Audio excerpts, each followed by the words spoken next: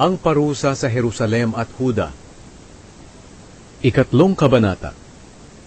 Makinig kayo, kukunin ng Panginoon, ang Panginoong makapangyarihan, ang lahat ng inaasahan ng mga taga-Jerusalem at taga-Huda, ang pagkain at tubig nila, ang mga bayani, kawal, hukom, propeta, manghuhula, tagapamahala, kapitan ng mga kawal, mararangal na tao, mga tagapayo, at ang mga dalubhasang salamangkero nila, at mga manggagayuma. Ang pamumunuin ng Panginoon sa kanila ay mga kabataan. Aapihin ng bawat isa ang kanyang kapwa. Lalabanan ng mga bata ang matatanda, at lalabanan ng mga hamak ang mararangal. Sa mga araw na iyon, pupuntahan ng isang tao ang kanyang kamag-anak at sasabihin, "Maayos pa naman ang damit mo. Ikaw na lang ang mamuno sa amin sa panahong ito na wasak ang ating lugar." Pero sasagot siya, "Hindi ko kayo matutulungan. Wala ring pagkain o damit ang aking pamilya. Kaya huwag niyo akong gagawing pinuno. Tiyak na mawawasak ang Jerusalem at Huda, dahil nilalabag nila ang Panginoon sa kanilang mga salita at gawa. Nilalapastangan nila ang makapangyarihang presensya ng Panginoon. Halatang halata sa mga mukha nila ang kanilang pagkakasala. Hayagan silang gumagawa ng kasalanan tulad ng Sodom at Gomora. Hindi na nila ito itinatago. Nakakaawa sila. Sila na mismo ang nagpapahamak sa sarili nila. Sabihin ninyo sa mga matuwid na mapalad sila, dahil aanihin nila ang bunga ng mabubuti nilang gawa. Pero nakakaawa ang masasama, dahil darating sa kanila ang kapahamakan. Gagantihan sila ayon sa mga ginawa nila. Sinabi ng Panginoon, "Inaapi ng mga kabataan ang mga mamamayan ko. Pinamumunuan sila ng mga babae. Mga mamamayan ko, nililinlang kayo ng mga pinuno ninyo.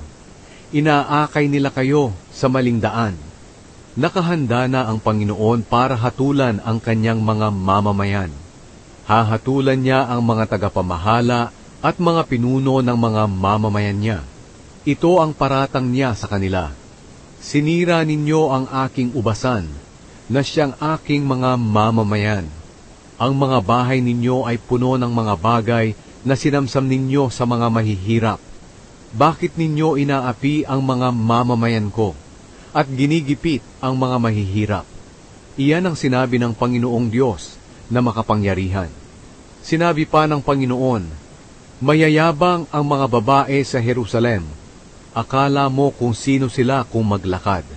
Pinakakalansing pa nila ang mga alahas sa mga paa nila, at kapag tumitingin sila, ay may kasama pang kindat. Kaya patutubuan ko ng mga galis ang mga ulo nila, at makakalbo sila. Sa araw na iyon kukunin ng Panginoon ang mga alahas sa kanilang paa, ulo at leeg. Kukunin din sa kanila ang kanilang mga hikaw, pulseras, belo, turban, alahas sa braso, sinturon, pabango, at mga anting-anting. Kukunin pati ang kanilang mga singsing sa daliri at ilong, ang kanilang mga mamahaling damit, mga kapa, mga balabal, mga pitaka, mga salamin, mga damit na telang linen, mga putong, at mga belo. Kung dati silang mabango, babaho sila. Lubid ang isisinturon nila, at kakalbuhin ang magaganda nilang buhok.